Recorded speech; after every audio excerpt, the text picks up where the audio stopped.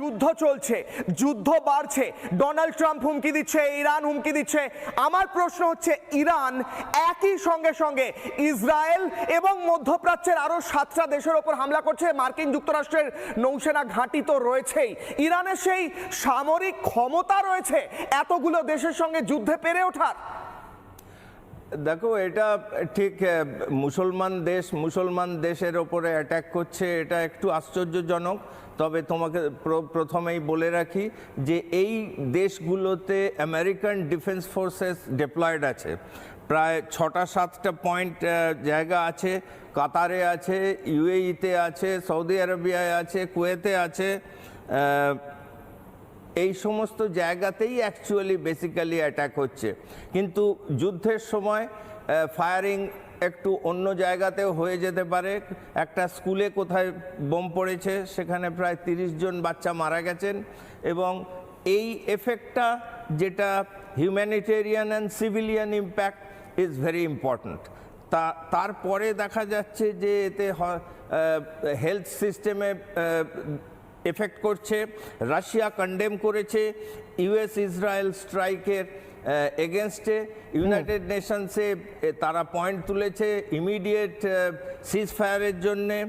এরপরে ইনফ্লেশনারি হচ্ছে, আমরা জানি হরমুজ স্ট্রেট দিয়ে প্রায় 80% ওয়ার্ল্ডের অয়েল যায়, এবং ইন্ডিয়ার ওপরে কি এফেক্ট পড়বে that is also very important. আমাদের 80% হতে পারে অয়েল বাইরে থেকে আনতে হয়, হয়তো আমরা রাশিয়া থেকে আরও বেশি অয়েল কিনে আনবো, বা রেড সি দিয়ে আমাদের সাপ্লাই সিস্টেম চালু হবে। এই জিনিসগুলো হচ্ছে, এবং সবচেয়ে বড় কথা, আমাদের নরেন্দ্র মোদী যে একটা বিশাল পাওয়ারফুল ম্যান, সেটা স্পষ্ট হচ্ছে। তিনি আগের দিন ইসরায়েলের সেনেটে লেকচার দিচ্ছেন, সেখানে তারপরে 24 ঘন্টার মধ্যে এই অ্যাটাকটা হয়েছে।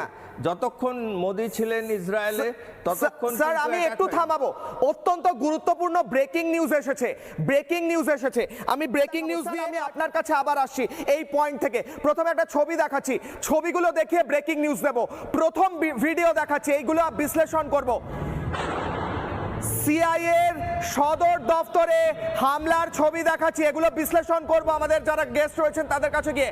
ভিডিও 1, সিআইএর সদর দফতরে হামলা দুবাইতে সিআইএর সদর দফতরে হামলা ছবি, প্রথম ভিডিও। আমি সরাসরি যাব, নীলাদ্রি ভট্টাচার্য আমার সঙ্গে রয়েছেন। তিনি দুবাইয়ে আটকে পড়েছেন, আমাদের বিভিন্ন অনুষ্ঠানে তিনি বসেছেন। আইনজীবী নীলাদ্রি ভট্টাচার্য, তিনি আটকে পড়েছেন এই মুহূর্তে দুবাইয়ে, বুর্জ খলিফার খুব কাছে রয়েছেন। নীলাদ্রি বাবু, রিপাবলিক বাংলার দর্শকদের বলুন এই মুহূর্তে কি পরিস্থিতি, কি দেখলেন, আক্রমণের সময় কোথায় ছিলেন, বলুন স্যার। দেখো কিশলয়, এরকম দুবাই আমি এর আগে কোনোদিনও দেখিনি। যে দুবাইটা আমি তোমাকে ছবি দেখাচ্ছি, যে আমি ক্যামেরাটাকে একটু সুইচ অফ করেই অন্যদিকে দেখাচ্ছি, যে এটা হলো যে দুবাই লাইফ লাইন যেটা বলে, এই রাস্তাটা, এই দেখো, এটাকে বলে শেখ জায়েদ রোড। এই রাস্তাটা হলো যে দুবাই লাইফ লাইন, যেটা শারজাহ, আবুধাবি সমস্ত কিছু সঙ্গে কানেক্ট করে। আজকের দিনে এই রাস্তাটাতে শ গাড়ি মানে হু করে চলে যায়, কিন্তু আজকের দিনে এই রাস্তাটা ফাঁকা, লোকেরা কেউ বেরোয়নি বাড়ির থেকে, ইমার্জেন্সি বা খুব কাজের দরকার না থাকলে কেউ বেরোচ্ছে না। আর রাস্তাগুলো না এখানে একদম মানে লোকেরা, কারণ ইউএই থেকে অ্যাডভাইসারি দিয়েছে যে কেউ বাড়ির থেকে কোনো কাজ না থাকলে আপনারা বেরোবেন না। আমি যেখানে রয়েছি এই জায়গাটা ঠিক এর পেছনে, এই যে বিল্ডিংটা দেখছো তুমি, এই যে বড় বিল্ডিংটা দেখছো, এর ঠিক পেছনেই Burj Khalifa, not even 1 kilometre. Sir, আমি রিকোয়েস্ট করব আপনি ফ্রেমে থাকুন এবং পয়েন্ট আউট করে যদি দেখান, আমরা বুঝতে নাও পারতে পারি কোনটা সঠিক। আপনি আঙুল দিয়ে যদি দেখিয়ে বলেন কোন বিল্ডিং গুলোর কথা বলছেন। স্যার, আপনি একদম স্পট থেকে বলছেন এবং এই অভিজ্ঞতা শেয়ার করছেন, গোটা বাংলা দেখছে। নীলাদ্রি বাবু, আপনার দিকে ক্যামেরা পয়েন্ট, যদি ক্যামেরাটা সোয়াইপ করে বলেন। দেখো, এই পেছনে যে আবার যে বিল্ডিংটা দেখছো, লাস্ট বিল্ডিং যেটা দেখছো, এর ঠিক পেছনেই হলো গিয়ে বুর্জ খলিফা, ঠিক এর পেছনেই বুর্জ খলিফা বিজনেস বে যেটা বলে, যেটাকে গতকালকে পুরো খালি করে দেওয়া হয়েছিল, কাউকে ঢুকতে দেওয়া হয়নি, যারা ছিল তাদেরকে বের করে দেওয়া হয়েছিল। আর আজকে এই রাস্তাগুলো যেটা দেখছো, এটা দেখছো শেখ জায়েদ রোড, এই যে পেছনে এটা হলো গিয়ে শেখ জায়েদ রোড। এটা হলো basically Dubai life line road বলে, কারণ এই রাস্তাটা আবুধাবি, শারজা সবকিছুকে কানেক্ট করে। আর এই রাস্তা দিয়ে 500,000-এর গাড়ি মানে জ্যাম থাকে, এখানে দাঁড়ানো যায় না। আজকে তুমি যদি দেখো পিকচার গুলো, পুরো ফাঁকা, দুটো একটা গাড়ি যাচ্ছে। কারণ ইউএ সরকার থেকে সবাইকে বলা হয়েছে যে আপনারা বাড়ির থেকে দরকার না থাকলে বেরোবেন না। আরেকটা জিনিস কিশোর আমি বলে দেই, এখন থেকে ঠিক 1 ঘন্টা আগে অনেকগুলো বিস্ফোরণের আওয়াজ পাওয়া গেছে, এক্সপ্লোশনের আওয়াজ পাওয়া গেছে। আমরা তখন হোটেল রুমে ছিলাম বলে বুঝতে পারিনি, কিন্তু আওয়াজটা আমরাও পেয়েছি। এখন তোমাদের চ্যানেলে, আমার রিপাবলিক মেইন চ্যানেলে দেখেছি যে ওখানে বলেছে এক্সপ্লোশনস ইন দুবাই। এখনো কিছু খবর পাওয়া যায়নি, কিন্তু এক্সপ্লোশনের আওয়াজটা আমরাও শুনেছি। আর এই যে বিল্ডিংটা দেখছো, এই যে হলুদ বিল্ডিং দেখছো, ঠিক এর পেছনে কিন্তু বুর্জ খালিফা। 1 কিলোমিটার নয়, দুবাই মল আর বুর্জ খালিফা সব কিন্তু খালি। দুবাই শহর যেটা খুব ভাইব্রেন্ট, বাসলিং, লোকেরা সবসময় বলে 24 ঘন্টা লোকেরা চলছে, আজকে কিন্তু কেউ নেই। এই যদি রাস্তাটা আমি দেখাই, আমার পেছনের রাস্তাটা একদম ফাঁকা, দেখো কিচ্ছু নেই, কেউ নেই, শুনশান পড়ে রয়েছে। এই শহর জীবনে কোনদিন যুদ্ধ দেখেনি বলে প্রথমবার দেখার জন্য এরা আমি 1 সেকেন্ডের জন্য থামাবো আপনাকে, 1 সেকেন্ডের জন্য। আপনি দুবাইতে দাঁড়িয়ে রয়েছেন নীলাদ্রি বাবু, দুবাইতে অ্যাটাক হয়েছে, দুবাই এয়ারপোর্টে অ্যাটাক হয়েছে, বুর্জ খালিফার সামনে অ্যাটাক হয়েছে। আপনি বলছেন এরকম পরিস্থিতি, আমি পিছন দিয়ে একটা পুলিশের গাড়ি যেতে দেখলাম এক্ষুনি, আপনার পিছনের রাস্তা দিয়ে পুলিশের গাড়ি চলছে, এমনি সাধারণ গাড়ি, আবার একটা পুলিশের গাড়ি সম্ভবত, আমি পরপর দেখছি। হ্যাঁ, আপনি বলুন যে প্রশাসন কি করছে। হ্যাঁ, না দেখো, দুবাই প্রশাসন খুব সক্রিয়। গতকালকে রাত্রে যখন দুবাই এয়ারপোর্টে অ্যাটাকটা হয়, আমরা তখন এই হোটেল রুমে, এই উঁচু হোটেল, 60 ফ্লোরের হোটেল, এই হোটেল কিন্তু সঙ্গে সঙ্গে সবাই ফোনে অ্যালার্ট আসে। আমরা নিচে নেমে আসি, 1 ঘন্টা দাঁড়াই, তারপরে অল ক্লিয়ার সিগন্যাল পাওয়ার পরে আমরা ওপরে যেতে দেয়। দুবাই প্রশাসন খুবই আছে। এর সঙ্গে আমার বলাও দরকার, ইন্ডিয়ান এমবেসি খুব এক্সট্রা অর্ডিনারি কাজ করছে। আমরা যতজন ভারতীয় নাগরিক বাইরে থেকে এসেছি, টুরিস্ট, একটা নাম্বার দেওয়া হয়েছে, হোয়াটসঅ্যাপের নাম্বার, ওখানে রেজিস্টার করতে হয়েছে। আর time to time information consulate general of Dubai, Indian embassy থেকে আমাদেরকে খবর দিচ্ছে কখন এয়ার স্পেস খুলবে, কখন আমরা বাড়ি ফেরত যেতে পারবো। আমরা কাজে এসে 2 দিনের জন্য আটকে পড়েছিলাম, কিন্তু হ্যাঁ, ট্রাফিকের মধ্যে অ্যাম্বুলেন্স আর পুলিশের গাড়িটাই বেশি চলছে, কিন্তু কোথায় কি হচ্ছে জানি না, এরিয়াগুলোকে কর্ডন অফ করে দেওয়া হচ্ছে। নীলাদ্রি বাবু, আপনি বিস্ফোরণের শব্দ শুনেছেন বলছেন, কোন দিক থেকে এসেছিল শব্দটা যদি একটু পয়েন্ট আউট করে দেখান। আপনি হাঁটতেও পারেন, আপনি যদি পয়েন্ট আউট করে দেখান কোন দিক থেকে বিস্ফোরণের শব্দ, কোন দিকে অ্যাটাক হয়েছিল। যদি আমি বলি, আমি আমার সামনের দিকে দেখো, যদি তোমরা, আমি দেখাচ্ছি,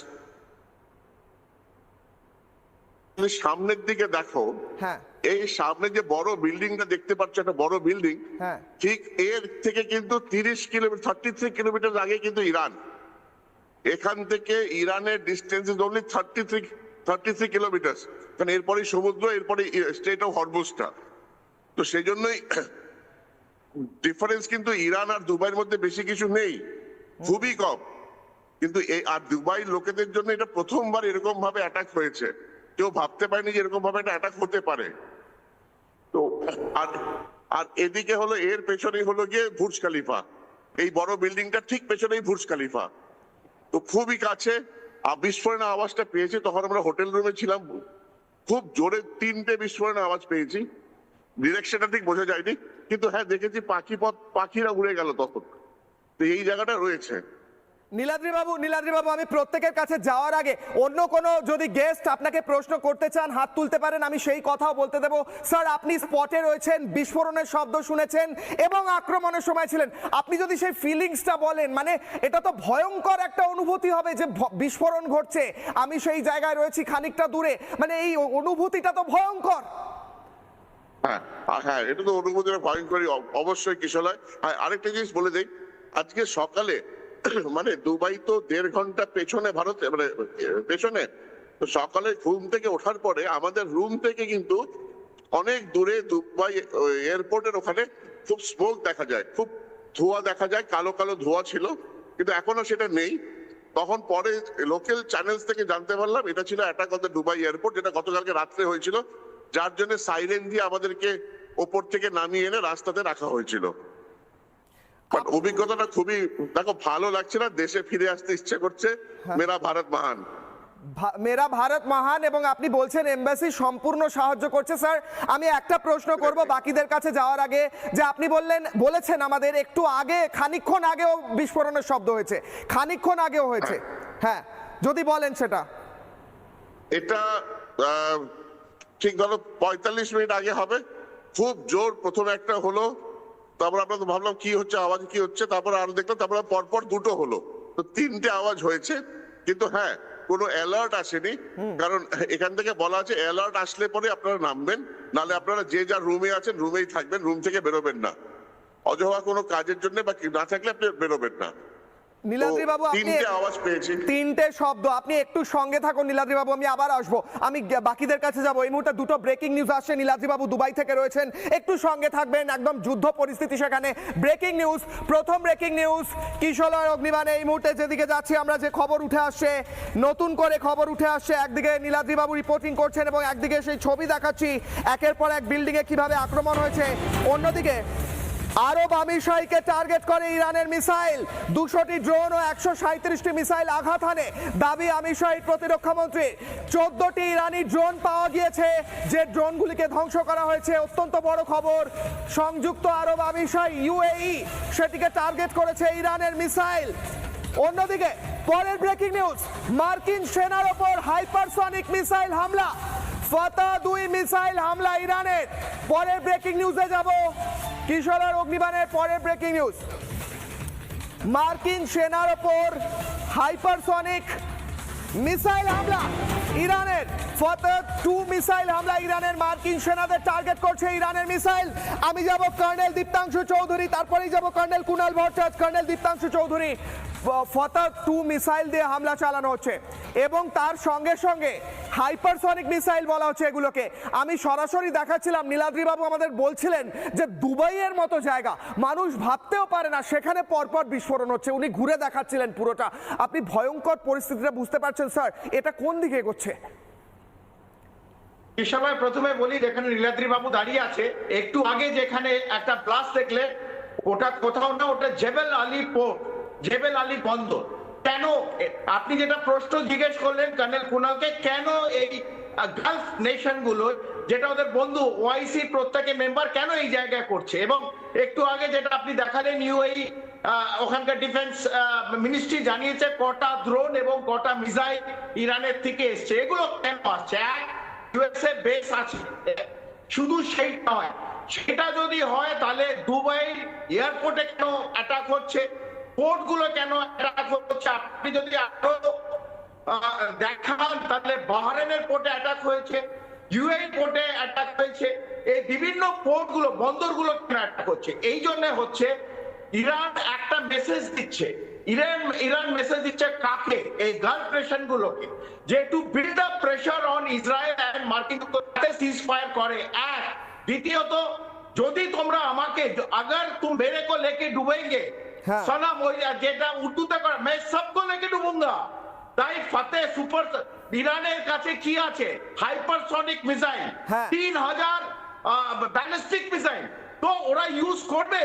আর কিন্তু এখানে কিন্তু আছে, ওরা জানে যে ইসরায়েল এবং মার্কিন যুক্তরাষ্ট্র যখন একসাথে ইউজ করবে তাদেরও মৃত্যু অবধারিত। তো যদি আমার মৃত্যু হয়, আমি তো সবাইকে নিয়ে ডুববো, পাশে মেডিটেরিয়ান, সামনে নিয়ে ডুববো, পাশে মেডিটেরিয়ান, সামনে ইন্ডিয়ান ওশান, হরমুজ, সবাইকে নিয়ে ডুববো, সবাইকে নিয়ে ডুববো। মানে ওরা নিজেদের মরণ কামড় দিচ্ছে আপনি বলছেন। আমি একবার কর্নেল কুনাল ভট্টাচার্যের কাছে যাব। কর্নেল কুনাল ভট্টাচার্য, কর্নেল দীপ্তাংশু বলছেন এটা এক প্রকার মরণ কামড়, মানে যা আছে সেটা ব্যবহার করে দিই যেখানে পারি। মানে এটা কি দিকবিদিক শূন্য হয়ে যাবে? আমি তো বুঝতে পারছি না স্যার, কি চাইছে ইরান এই মুহূর্তে? মানে এটা তো যুদ্ধ পরিস্থিতির চোখ এগিয়ে যাচ্ছে। ইরান বলছে আমরা এমন হামলা করব কেউ কোনোদিন দেখেনি, আমেরিকাও তাই বলছে। নীলাদ্রি ভট্টাচার্য রাস্তা থেকে দেখাচ্ছিলেন দুবাইতে পরপর বিস্ফোরণ হচ্ছে স্যার।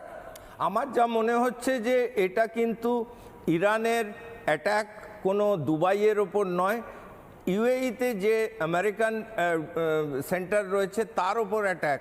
কিন্তু মিসাইলের রাস্তার জন্যে এখন আমরা জানি যে দুবাইয়ের এয়ার স্পেস বন্ধ করে দেওয়া হয়েছে এবং সারা পৃথিবীতে যে একটা হাব ছিল আবুধাবি এবং দুবাই, সেই জায়গাটাতে এয়ার ট্রাফিক একদম বন্ধ হয়ে গেছে এবং একটা ক্যাওস তৈরি হয়েছে। কিন্তু আই অ্যাম ওয়ারিড অ্যাবাউট যে বাংলার যে ইলেকশন, তার উপরে কি এই যুদ্ধের কোনো এফেক্ট আছে? এটা খুব ইম্পর্ট্যান্ট, কারণ আমাদের পশ্চিমবঙ্গের সমস্ত লোক এখন সেই জিনিসটাই দেখছে।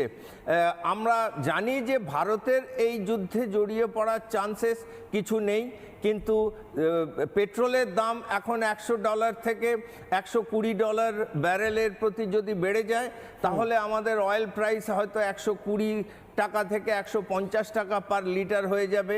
তার ফলে ক্যাসকেডিং এফেক্টে জিনিসপত্রের দাম বাড়বে এবং সেটা একটা পলিটিক্যাল ভোটের সময় একখানা ডিসকাশন পয়েন্ট এবং তার সেটাতে দুজনেই সেন্টার এবং স্টেট দুজনেই ইনভলভ হয়ে যাবে। এটা একটা ইউনিক পজিশন রয়েছে এবং we are more concern about এই জন্যে। স্যার, আমি একটা ব্রেকিং নিউজ দেব। আপনি কনসার্নের কথা বলছিলেন, তেলের দামের কথা বাড়ার কথা বলছিলেন, এই সমস্ত কিছু রয়েছে। আমি মৈনাক প্রত্যতুণ্ডর কাছেও যাব, নীলাদ্রি বাবুর কাছেও আবার যাব। ব্রেকিং নিউজ উঠে আসছে, সিআইএ দপ্তরে হামলা চালিয়ে দিয়েছে ইরান। সিআইএ দপ্তরে, দুবাইয়ে সিআইএ সদর দপ্তরে হামলা চালিয়েছে ইরান। দুবাইয়ে সিআইএ দপ্তরে ইরানের মিসাইল হামলা, ইরানের মিসাইল হামলা দুবাইয়ে সিআইএ দপ্তরে। এবং সিআইএ দপ্তরে হামলা চালানো মানেই মার্কিন যুক্তরাষ্ট্র রাগে ফুঁসছে, যে কোনো সময় পাল্টা হামলা চালাবে মার্কিন যুক্তরাষ্ট্র। ডোনাল্ড ট্রাম্প ইতিমধ্যেই বলে দিয়েছেন, এমন হামলা করব যা গোটা বিশ্ব কখনো দেখেনি। মার্কিন সেনার উপর একদিকে হাইপারসনিক মিসাইল হামলা চালিয়েছে ইরান, অন্যদিকে সিআইএ হেডকোয়ার্টার দুবাইয়ে, সেখানেও। আমি আগে একবার নীলাদ্রি বাবুর কাছে যাবো, কারণ দুবাইয়ে সিআইএ সদর দপ্তরে হামলা হয়েছে। আমি একবার নীলাদ্রি বাবুর কাছে যাব। নীলাদ্রি বাবুকে এলইডিতে আমি চাইবো। আমি প্রশ্ন করছি নীলাদ্রি বাবু, আপনি সরাসরি রয়েছেন দুবাই থেকে, সেখানের এয়ারপোর্টে হামলা হয়েছে, সিআইএ দপ্তরে হামলা হয়েছে এবং মার্কিন সেনা ঘাঁটিতে হামলা হয়েছে। আমার প্রশ্ন হচ্ছে, এরপর তো মার্কিন যুক্তরাষ্ট্র ভয়ঙ্কর যুদ্ধ শুরু করতে চলেছে। আপনাদের তো মানে আটকে পড়ে থাকার চিন্তা ছাড়াও যে কোনো মুহূর্তে অ্যাটাক হতে পারে, মানে আপনাদের তো জীবন সংশয় স্যার। নিশ্চয়ই নিশ্চয়ই নিশ্চয়ই নিশ্চয়ই কিশালা, এটা নিয়ে কোনো দৌড়াই নেই যে কোনো সময় দুবাইতে অ্যাটাক হতে পারে। আরেকটা জিনিস আমি তোমাকে একটা পয়েন্ট আউট করতে চাই কিশালা, যেটা আমি প্রথমবার ভুলে গেছিলাম। তুমি যদি ঠিক আমার পেছনে দেখো, পেছনে এটা দেখো, এখানে এটা মেট্রো। হ্যাঁ, মেট্রো। তো এই মেট্রোতে দুবাইতে নর্মালি ধরে নাও যে এভরি 30 to 45 সেকেন্ডের মধ্যে একটা মেট্রো যায়, কিন্তু আজকের দিনে দেখছি মেট্রো কিন্তু খুব কম চলছে, খুব কম চলছে, চলছেই না প্রায়। মানে তাহলে তার মানে বোঝা যাচ্ছে যে সরকার, দুবাইয়ের সরকার, ওরা নিজেরাও খুব টেনসড হয়ে ওরা প্রিকশনারি মেজার্স দিচ্ছে। কারণ দেখো, আমি যেটা বললাম, আমার পেছনে যে বিল্ডিংটা রয়েছে, এই যে লাস্ট বিল্ডিং যেটা দেখতে পারবে, তার থেকে স্ট্রেট অফ হরমুজ আর তোমার Iran is only 33 kilometre, 33 kilometre দূরে কিন্তু ইরান এখান থেকে, বেশি দূরে নয়।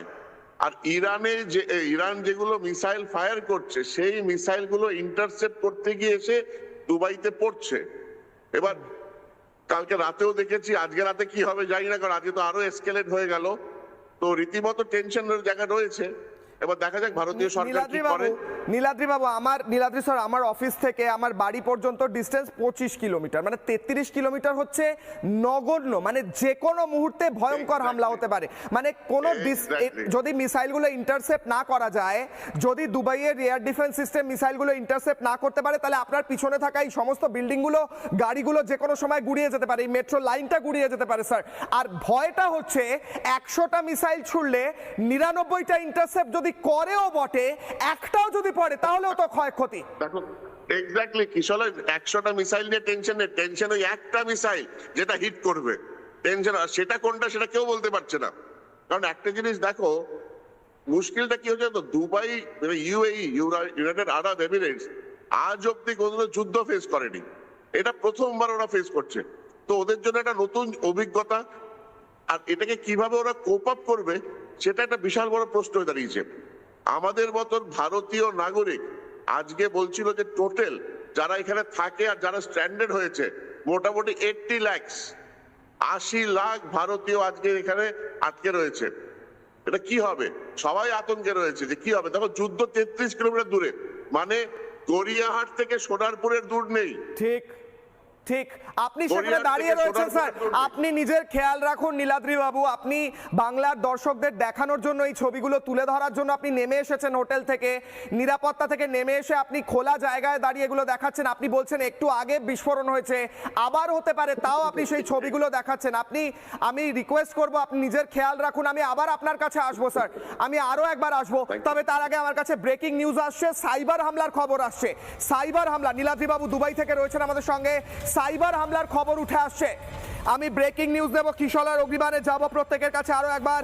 ইসরায়েলের স্বাস্থ্য ব্যবস্থায় সাইবার হামলা, রোগীদের তথ্য প্রকাশ করে দিল হ্যাকাররা।